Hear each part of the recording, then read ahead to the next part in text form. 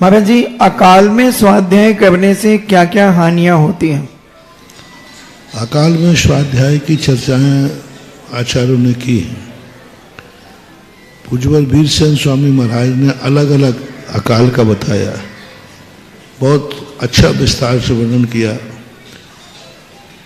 अष्टमी, चतुर्दशी, अमावस, पूनम, संधि काल में ग्रहण पड़ रहा हो, उस काल में उल्कापात हो रहा हो, तो उस काल में अति वृष्टि हो रही हो, अति तूफान आया हो, युद्ध आदि भयंकर हो रहे हो, तो इन सब के अलग अलग उन्होंने स्वाध्याय लिखे, अलग अलग उन्होंने उसके दोष बताए, किससे क्या क्या दोष होता है, ऐसा वर्णन उन्होंने दिया है।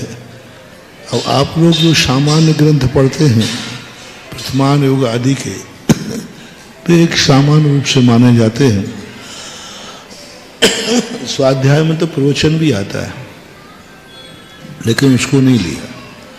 मूल रूप से जो सैद्धांतिक ग्रंथ होते हैं, जिसमें ज़्यादा श्रद्धा की जरूरत होती है, ज़्यादा टेंशन चिंतन की जरूरत होती है,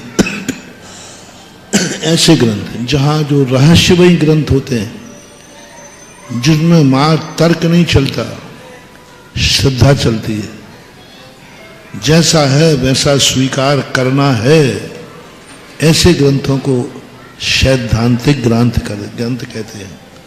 उसमें कोई तर्क नहीं है, आगमोत अतर्क गोचर, आगम जो है तर्क गोचर नहीं है।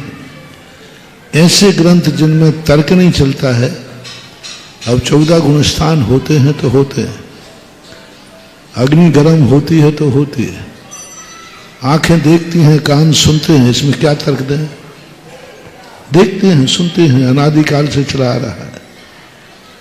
तो कुछ ऐसी चीजें हैं जिनके संबंध में मात्र एक श्रद्धा ही काम करे, तर्क आदि जहां गौण हो जाते हैं, ऐसे ग्रंथों को उन्होंने पढ़ने के लिए निषेध किया है, और उसके दुष्परिणाम भी हैं। पूज्यवर कुंद स्वामी के संबंध में आता है कि वो सतखंडागम की परिकर्म नाम की एक टीका है, वो लिख रहे। थोड़ा बहुत उनका विषय आया तो सामयिक काल के पहले, सामयिक काल शुरू हो गया, उस समय भी लिख रहे थे वो।